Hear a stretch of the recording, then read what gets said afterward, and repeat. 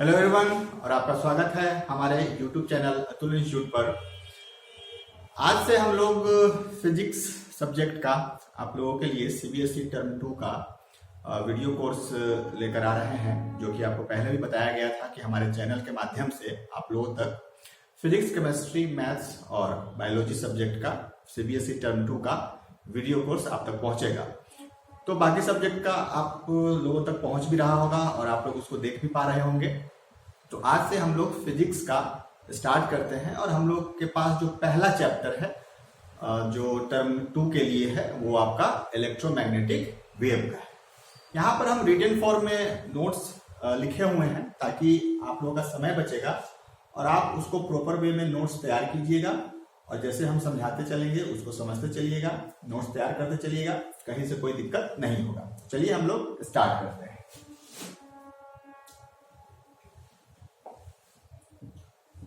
तो चैप्टर का नाम है इलेक्ट्रोमैग्नेटिक वेव्स, ठीक है। तो वेव के बारे में अगर हम लोग थोड़ा सा बेसिक बात को जाने तो देखिए, वेव क्या है? एक डिस्टरबेंस होता है। वेव एक मीडियम का डिस्टरबेंस है जो अपने साथ एनर्जी को एक पॉइंट से दूसरे पॉइंट तक कैरी करता है। अब मीडियम के रिक्वायरमेंट के हिसाब से वेव का दो टाइप होता है। एक को हम लोग बोलते हैं मैकेनिकल वेव और दूसरे को बोलते हैं non mechanical wave. Mechanical wave हम लोगों को उस तरह के वेव को बोलते हैं जिसके प्रोपोगेशन के लिए मीडियम का रिक्वायरमेंट होता है, उसको हम लोग मैकेनिकल वेव बोलते हैं। जैसे कि आपका साउंड वेव है, वो आपका एक मैकेनिकल वेव है। साउंड को ट्रेवल करने के लिए मीडियम का रिक्वायरमेंट होता है। दूसरे टाइप का जो वेव होता है वह होता है नॉन मैकेनिकल वेव, जिसको एक और नाम से जाना जाता है इलेक्ट्रोमैग्नेटिक वेव। तो नॉन मैकेनिकल वेव या इलेक्ट्रोमैग्नेटिक वेव उस तरह के वेव को कहा जाता है जिसका प्रोपगेशन बिना मीडियम के रिक्वायरमेंट से हो जाता है, उसको हम लोग इलेक्ट्रोमैग्नेटिक वेव बोलते हैं। जैसे कि आपका लाइट जो है ये आपका एक नॉन मैकेनिकल वेव है, या कह लीजिए कि इलेक्ट्रोमैग्नेटिक वेव है जिसके प्रोपोगेशन के लिए मीडियम का रिक्वायरमेंट नहीं होता है। तो यहां पर हम लोग स्टार्ट करेंगे इलेक्ट्रोमैग्नेटिक वेव और इसके बारे में हम लोग पढ़ेंगे। वेव के बारे में अगर हम लोग थोड़ा सा बेसिक टर्मिनोलॉजी को जान ले तो वेव का जो शेप होता है वो इस तरह का होता है। वेव जो हम लोगों के पास होगा उसका शेप अगर हम लोग बात करें तो वो कुछ इस तरह का आपको दिखाई देगा, ठीक है।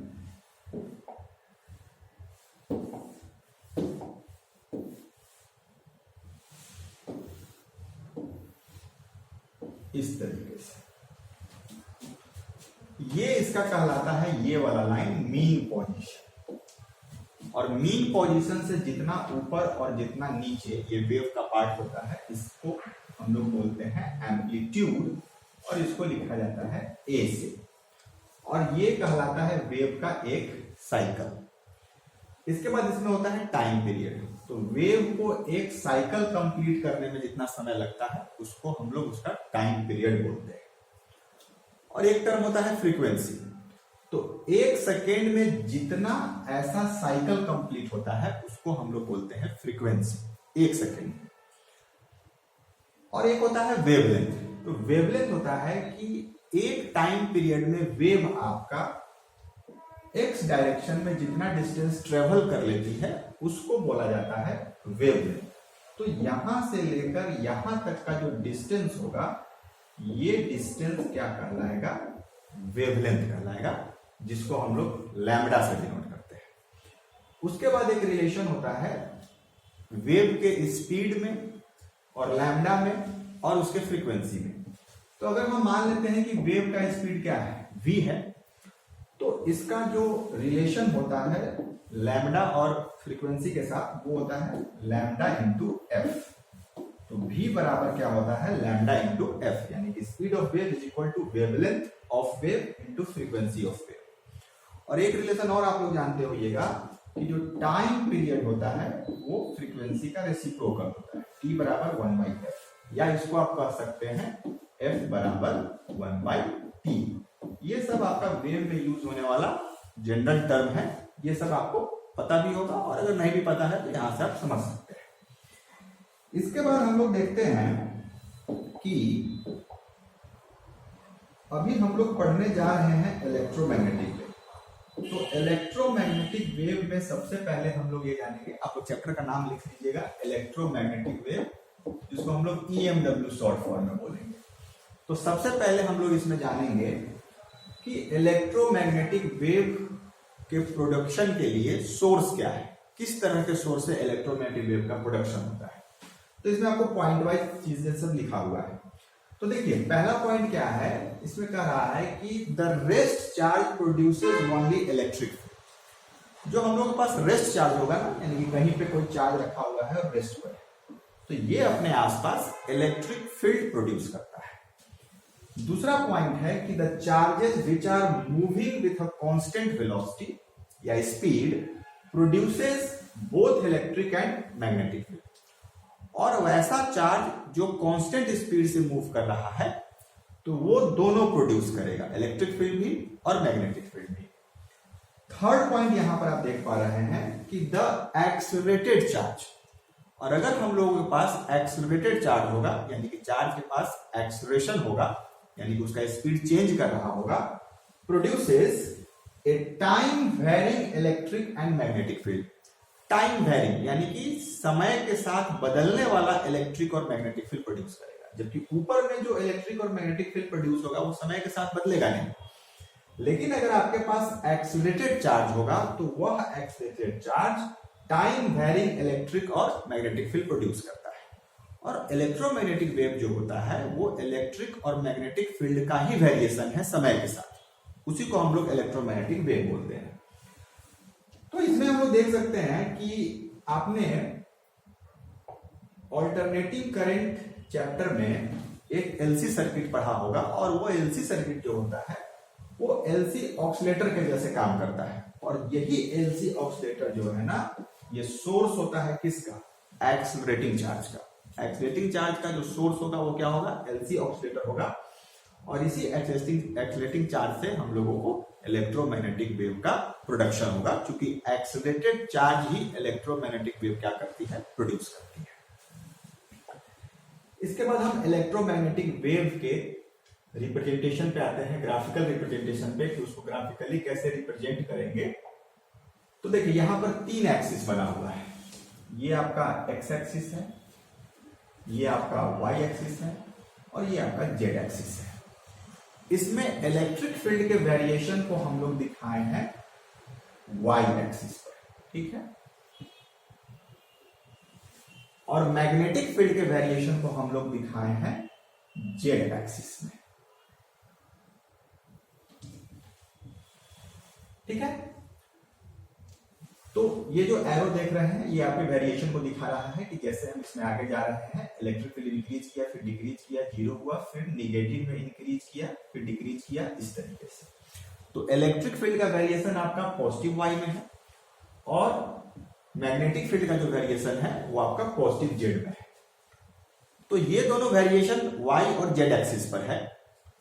तो इससे बनने वाला जो इलेक्ट्रोमैग्नेटिक वेव होगा उसका जो वेरिएशन होगा, यानी कि उसका जो प्रोपगेशन होगा वो आपका पॉजिटिव एक्स में होगा। और इसके लिए हम लोग डायरेक्शन को पता करने के लिए E क्रॉस B का यूज करते हैं, E vector cross B vector. E cross B vector का ही डायरेक्शन हम लोगों को इलेक्ट्रोमैग्नेटिक वेव के प्रोपगेशन के डायरेक्शन को देता है। तो जैसा कि यहां पर आप देख रहे हैं कि E जो है वो पॉजिटिव वाई में है, और जो B है वो पॉजिटिव जेड में है। तो क्रॉस प्रोडक्ट का जो रिजल्ट होता है वो निकलता है राइट हैंड थंब रूल से। तो ये रहा आपका E वाई में, और जेड में है क्या चीज, B मैग्नेटिक फील्ड। तो E क्रॉस B जब कीजिएगा तो ये थंब देख पा रहे हैं कि आपका पॉजिटिव एक्स में जा रहा है। तो इस इलेक्ट्रोमैग्नेटिक वेव का जो कि इलेक्ट्रिक फील्ड और मैग्नेटिक फील्ड का वेरिएशन है, इसका जो प्रोपगेशन का डायरेक्शन है ये आपका पॉजिटिव एक्स में आ रहा है, जो कि E क्रॉस B से निकलता है, और ये इसका रिप्रेजेंटेशन है। और यहां पर हम लोग देख पा रहे हैं कि ये जो है इसका डायरेक्शन ऑफ प्रोपगेशन है, डायरेक्शन ऑफ प्रोपगेशन है इसमें पॉजिटिव एक्स में है, ठीक है। अब इससे जुड़ा कुछ कुछ पॉइंट है इलेक्ट्रोमैग्नेटिक वेव से, इसको समझिए। पहला पॉइंट कह रहा है कि ई एंड बी यानी कि electric field and magnetic field are in same phase. Same phase का मतलब होता है कि एक टाइम पर दोनों क्वांटिटी यानी कि इलेक्ट्रिक फील्ड और मैग्नेटिक फील्ड मैक्सिमम वैल्यू को रीच करेगा, जीरो होगा और मिनिमम होगा सेम टाइम। तो देखिए सेम टाइम पर इलेक्ट्रिक फील्ड और मैग्नेटिक फील्ड अपने मैक्सिमम वैल्यू को रीच किया, फिर से मिनिमम हुआ, और यहां पर आप देख रहे हैं कि ये निगेटिव हो रहा है, ठीक है, सेम टाइम पर। यानी कि ऐसा कर सकते हैं कि इसका जो वेरिएशन है वो एक साथ, इसका जो वेरिएशन है वो एक साथ हो रहा है, एक साथ मैक्सिमम, एक साथ जीरो और एक साथ मिनिमम। उसी को हम लोग कहेंगे कि इलेक्ट्रिक फील्ड और magnetic field are in same phase. दूसरा पॉइंट कह रहा है कि अगर इलेक्ट्रोमैग्नेटिक वेव के डिफिनेशन का अगर आप बात कीजिएगा तो उसमें आप लिख सकते हैं कि in the electromagnetic wave electric field and magnetic field are mutually perpendicular to each other. Mutually perpendicular मतलब एक दूसरे से परपेंडिकुलर होगा, as well as they are perpendicular to propagation of wave। और साथ में क्या होगा कि इसके इलेक्ट्रिक और मैग्नेटिक फील्ड एक दूसरे के परपेंडिकुलर है, और साथ में जो वेव का प्रोपोगेशन है वो उसके क्या है, भी परपेंडिकुलर है। जैसे इसमें वेव का प्रोपोगेशन x में हो रहा है, y में क्या है, इलेक्ट्रिक फील्ड है, और b में z में क्या है, मैग्नेटिक फील्ड है। तो इलेक्ट्रिक फील्ड और मैग्नेटिक फील्ड, इलेक्ट्रिक फील्ड और मैग्नेटिक फील्ड जो वेव का प्रोपोगेशन है उसके परपेंडिकुलर, ये करना चाह रहा है। इसके बाद हम लोग अगला बात करते हैं प्रॉपर्टीज ऑफ इलेक्ट्रोमैग्नेटिक वेव का, कि इलेक्ट्रोमैग्नेटिक वेव का क्या क्या प्रॉपर्टीज है। तो पहला प्रॉपर्टी है कि they are produced by accelerated और ऑक्सीलेटिंग चार्ज। ये या तो एक्सेलरेटेड चार्ज से प्रोड्यूस होगा या ऑक्सीलेटिंग चार्ज से प्रोड्यूस होगा। अगर चार्ज ऑक्सीलेट करेगा तो भी उसका डायरेक्शन क्या होगा, चेंज होगा, तो उसके पास एक्सेलरेशन आएगा। तो एक्सेलरेटेड चार्ज या ऑक्सीलेटिंग चार्ज से आपका इलेक्ट्रोमैग्नेटिक वेव प्रोड्यूस होता है। दूसरा पॉइंट है कि they do not require any medium for their propagation, so they are non mechanical waves. और इसके प्रोपोगेशन के लिए मीडियम का रिक्वायरमेंट नहीं होता है, इसलिए नॉन मैकेनिकल वेव। अगला पॉइंट है कि they are transverse in nature. अच्छा, डायरेक्शन ऑफ प्रोपोगेशन के हिसाब से वेव दो टाइप का होता है, एक होता है लॉन्गिट्यूडनल वेव और एक होता है ट्रांसवर्स वेव। तो लॉन्गिट्यूडनल वेव में क्या होता है कि जो वेरिएशन होता है उसका डायरेक्शन, मतलब वेव के प्रोपोगेशन का डायरेक्शन और पार्टिकल के मीडियम का जो वाइब्रेशन या जो ऑक्सीलेशन है उसका डायरेक्शन एक ही लाइन के अलोंग होगा, ठीक है। यानी कि मीडियम का पार्टिकल ऐसे ऐसे वाइब्रेट करेगा और वेव भी आपका इसी लाइन पर आगे बढ़ेगा। तो इस तरह के वेव को हम लोग लॉन्गिट्यूडनल वेव बोलते हैं। ट्रांसवर्स वेव में क्या होता है कि मीडियम का पार्टिकल का ऑक्सीलेशन और वेव के प्रोपोगेशन का जो डायरेक्शन होता है वो एक दूसरे के परपेंडिकुलर होगा। जैसे मीडियम का पार्टिकल ऐसे ऑक्सीलेट करेगा, ठीक है, मीडियम का पार्टिकल इस तरीके से ऑक्सीलेट करेगा और वेव कैसे चलेगा, इसके परपेंडिकुलर। तो इस तरह के वेव को हम लोग क्या बोलते हैं, ट्रांसवर्स वेव बोलते हैं। तो जैसा कि आपको पहले बताया गया है कि इलेक्ट्रोमैग्नेटिक वेव में इलेक्ट्रिक फील्ड और मैग्नेटिक फील्ड जो है वो डायरेक्शन ऑफ प्रोपोगेशन के परपेंडिकुलर है, इसलिए इलेक्ट्रोमैग्नेटिक वेव का जो नेचर होगा वो कैसा होगा, ट्रांसवर्स नेचर होगा। तो आप देख पा रहे हैं कि यहाँ पे लिखा हुआ है कि they are transverse in nature. Electromagnetic wave कैसा होगा, ट्रांसवर्स नेचर का होगा। इसके बाद नेक्स्ट पॉइंट ये कह रहा है कि the cross product of electric and magnetic field gives the direction of propagation of wave. Electric field और मैग्नेटिक फील्ड का जो क्रॉस प्रोडक्ट होगा वो वेव के प्रोपोगेशन का डायरेक्शन देगा, जो कि आपको समझाया गया है अभी जस्ट कुछ देर पहले, ई क्रॉस वी वाला, उसी पॉइंट पर डिस्कस कर रहा है। इसके बाद कह रहा है कि they travel in free space with the speed of light that is 3 × 10⁸ metre per second. Electromagnetic wave का जो स्पीड होता है फ्री स्पेस में, वैक्यूम में, वो आपका 3 × 10⁸ मीटर पर सेकेंड होता है, यानी कि स्पीड ऑफ लाइट के बराबर। इसके बाद हम लोग आते हैं इसके इक्वेशन पर। तो चूंकि इलेक्ट्रोमैग्नेटिक वेव जो है वो इलेक्ट्रिक फील्ड और मैग्नेटिक फील्ड का क्या है, वेरिएशन है, तो हम लोग इसमें इलेक्ट्रिक फील्ड और मैग्नेटिक फील्ड का क्या लिखते हैं, इक्वेशन लिखते हैं वेव वाला, ठीक है, जो वेरिएशन हो रहा है टाइम के साथ। तो वेव का जो इक्वेशन होता है वो इस फॉर्मेट का होता है, E बराबर E naught sine omega T plus minus के एक्स, प्लस भी हो सकता है और माइनस भी हो सकता है। ये आपका वेव का इक्वेशन है जो कि आप क्लास 11th में वेव चैप्टर में पढ़े होइएगा। तो ये इलेक्ट्रिक फील्ड का इक्वेशन हो गया, और ये मैग्नेटिक फील्ड V बराबर B naught sine omega T plus minus के एक्स हो गया, ठीक है। इसमें से अगर हम टर्मिनोलॉजी को समझें तो इसमें से कौन क्या है सो देखिए। इसमें क्या है कि ई नॉट जो होगा वो होगा इलेक्ट्रिक फील्ड का एम्पलीट्यूड, और जो बी नॉट होगा वो होगा आपका मैग्नेटिक फील्ड का एम्पलीट्यूड, और ओमेगा को हम लोग बोलते हैं एंगुलर फ्रीक्वेंसी, ठीक है। ओमेगा को हम लोग क्या बोलते हैं, एंगुलर फ्रीक्वेंसी। और के एक टर्म डिफाइन होता है जिसको बोला जाता है वेव नंबर, और ये बराबर होता है 2 पाई बाई लैम्डा के। और एक और फॉर्मूला होता है के का जो कि होता है ओमेगा बाई भी, जो कि क्या होता है ओमेगा बाई भी के बराबर होता है, ठीक है। ये हालांकि इसमें देखिए, अच्छा ओमेगा जो होता है ये बराबर होता है 2 पाई एफ के, जहां पर एफ क्या होता है सिंपल फ्रीक्वेंसी होता है। तो अगर हम ओमेगा की जगह पे 2 पाई एफ पुट करें, और v जो है स्पीड ऑफ वेव है, और इसका बताए हैं हम फॉर्मूला कि जो v होता है वो लैम्डा इंटू एफ होता है। तो यहां से देख पा रहे हैं कि एफ से एफ कट गया तो 2 पाई बाई लैम्डा आ रहा है के। तो या तो के को आप लिख सकते हैं 2 पाई बाई लैम्डा, या के को लिख सकते हैं ओमेगा बाई v, जो कि एक वेव नंबर, और लैम्डा क्या हो जाएगा आपका वेवलेंथ हो जाएगा, लैम्डा वेवलेंथ हो जाएगा। वेव के इक्वेशन को देखकर हम उसके प्रोपगेशन के डायरेक्शन को भी पता कर सकते हैं। तो यहां पर एक चीज याद रखिएगा कि अगर वेव के इक्वेशन में ओमेगा और के निगेटिव है तो इसका मतलब क्या होगा कि जो वेव का प्रोपगेशन हो रहा है वो पॉजिटिव एक्स एक्सिस में हो रहा है, और अगर ओमेगा और के का जो साइन है वो पॉजिटिव है, वो क्या है दोनों पॉजिटिव है, ठीक है। इसका मतलब है कि जो वेव का प्रोपगेशन है वो किसमें हो रहा है, नेगेटिव एक्स एक्सिस में हो रहा है।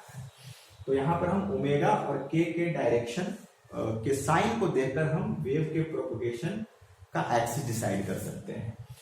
ओमेगा के अगर आपका नेगेटिव है, ओमेगा के आपका क्या है अगर नेगेटिव आ रहा है तो उस केस में वेव का जो प्रोपगेशन होगा वो पॉजिटिव एक्स में होगा, और अगर ओमेगा और के का जो साइन है वो अगर पॉजिटिव आ रहा है उस केस में जो वेव का जो प्रोपगेशन होगा वो नेगेटिव एक्स एक्सिस में होगा, ठीक है। इसके बाद स्पीड ऑफ वेव निकालने के लिए देखिए एक और फॉर्मूला हम लोग यहाँ पर यूज कर सकते हैं, ये होता है ओमेगा बाई के। ये क्या होगा आपका ओमेगा बाई के का हम लोग यूज कर सकते हैं। और एक्चुअली जो आपका इक्वेशन है, जैसे अगर आप इलेक्ट्रिक फील्ड का ही इक्वेशन लिखेंगे E बराबर E naught sine omega T plus minus के एक्स, तो यहां से हम ये देख सकते हैं कि ओमेगा बाई के का रेशियो जो होगा ना वो आपका वेव का स्पीड देगा, जहां पर ओमेगा क्या है टी का कोफिशिएंट है और के क्या है एक्स का कोफिशिएंट है, ठीक है। तो इसका रेशियो आपको क्या देगा स्पीड दे देगा वेव का, ठीक है। इसको हम लोग देख सकते हैं कैसे कि देखिए स्पीड ऑफ वेव बराबर डब्ल्यू बाई के, डब्ल्यू की जगह पर क्या पुट कर देंगे हम लोग 2 पाई एफ, ये फॉर्मूला होता है, और के का वैल्यू क्या है आपका 2 पाई बाई लैम्डा है। तो यहां से आप देख पा रहे हैं कि 2 पाई से 2 पाई कट जाएगा और लैम्डा ऊपर चल जाएगा, तो यहां से v बराबर क्या आ गया लैम्डा इंटू एफ, और यही आपका वेव का क्या होता है इक्वेशन होता है, ठीक है। स्पीड का फॉर्मूला होता है। और हम लोग वेव के वेलोसिटी को कैसे लिख सकते हैं, वेव के वेलोसिटी को और लिखा जा सकता है v बराबर E not by B naught, जहां पर ई नॉट इलेक्ट्रिक फील्ड का एम्पलीट्यूड है और बी नॉट क्या है मैग्नेटिक फील्ड वाले वेव का एम्पलीट्यूड वेरिएशन, ठीक है। तो अगर हम इलेक्ट्रोमैग्नेटिक वेव जो कि स्पीड ऑफ लाइट के बराबर स्पीड रखता है तो उसके स्पीड को हम लोग किससे लिखा करते हैं c से लिखा करते हैं। तो इस v को हम c से लिखे हैं ई नॉट बाई बी नॉट, जहां पर c क्या है स्पीड ऑफ लाइट है और इलेक्ट्रोमैग्नेटिक वेव जो है वो आपका स्पीड ऑफ लाइट से ही ट्रेवल करता है। तो एक फॉर्मूला तो आपको स्पीड का ये हो गया, और दूसरा फॉर्मूला क्या होता है इलेक्ट्रोमैग्नेटिक वेव का फ्री स्पेस में, इसको देखिए ये होता है c बराबर 1 by under root mu naught by epsilon naught. ये भी आपका इलेक्ट्रोमैग्नेटिक वेव का वैक्यूम में फॉर्मूला है, C बराबर 1/√μ0/ε0। जहां पर म्यू नॉट को बोला जाता है परमिएबिलिटी ऑफ फ्री स्पेस या वैक्यूम, और एप्सिलॉन नॉट को बोला जाता है परमिटिविटी ऑफ फ्री स्पेस या वैक्यूम। और अगर किसी मीडियम में अगर हम लोगों को वेव का स्पीड लिखना पड़े तो हम लोग कैसे लिखेंगे? उस स्थिति में हम लोग लिखेंगे v बराबर, जहां पर v क्या होगा? वेव का मीडियम में speed is equal to 1/√μm/ε0। जहां पर म्यूएम क्या होगा? मीडियम का परमिबिलिटी हो जाएगा, और एप्सिलॉन एम क्या होगा? मीडियम का परमिटिविटी हो जाएगा। जब हम ये फॉर्मूला यूज कर रहे हैं ना, ध्यान से समझिएगा, ये फॉर्मूला जब हम लोग यूज कर रहे हैं तो यहां से जो स्पीड आएगा ये वैक्यूम या फ्री स्पेस में आएगा। जबकि आप मीडियम में उसके स्पीड के फॉर्मूला को लिखिएगा तो उस केस में आपको मीडियम का परमिटिविटी और परमिबिलिटी का यूज करना होगा। और किसी भी मीडियम के परमिटिविटी या परमिबिलिटी को डिफाइन करने के लिए एक टर्म यूज होता है रिलेटिव परमिएबिलिटी, जिसको हम लोग म्यू आर से डिनोट करते हैं, और रिलेटिव परमिटिविटी जिसको हम लोग एप्सिलॉन आर से डिनोट करते हैं। तो ये जो म्यू आर होता है ये एक्चुअली बराबर होता है किसके? Mu m by mu naught के, mu m by mu naught के, ठीक है। और जो एप्सिलॉन आर होता है ये आपका डिफाइन होता है epsilon M by epsilon naught के, जहां पर एप्सिलॉन एम मीडियम का परमिटिविटी और म्यू एम क्या होगा? मीडियम का परमिएबिलिटी होगा। एप्सिलॉन आर को एक और चीज से हम लोग जानते हैं जिसको क्या बोलते हैं? डाइलेक्ट्रिक कांस्टेंट बोलते हैं, ठीक है। तो ये इसमें जितना भी आपका टर्मिनोलॉजी है ये सब आप याद रखिएगा कि कैसे वेव को हम लोग वेव के स्पीड का अलग अलग हम लोग फॉर्मूला यहाँ पर निकाल कर लाए हैं। एक फॉर्मूला आपका यहाँ पर आया है मीडियम के लिए, ये वाला फॉर्मूला आया है, मीडियम के लिए ये वाला फॉर्मूला आया है, फ्री स्पेस के लिए आपका ये वाला फॉर्मूला आया है। और एक और तरीके से हम लिख सकते हैं E naught by B naught, जहां पर E naught B naught amplitude है रिस्पेक्टिव इलेक्ट्रिक और मैग्नेटिक फील्ड का। और एक जनरल फॉर्मूला आपके पास वेव का है स्पीड का, लैम्डा इंटू एफ, ठीक है। और अगर आपको इक्वेशन कभी दिया रहे वहां से अगर आपको स्पीड निकालना हो तो हम लोग ओमेगा बाई के करके स्पीड को निकाल सकते हैं, जहां पर ओमेगा टी का कोफिशिएंट है और के जो क्या है? के जो है आपका एक्स का कोफिशिएंट है, ठीक है। और ये टी और एक्स कहां से आएगा? जो वेव का इक्वेशन है ना यहाँ पर, ये आप देख पा रहे हैं, हाँ। तो टी का कोफिशिएंट ओमेगा और एक्स का कोफिशिएंट के, ठीक है। तो वहां से लिख सकते हैं।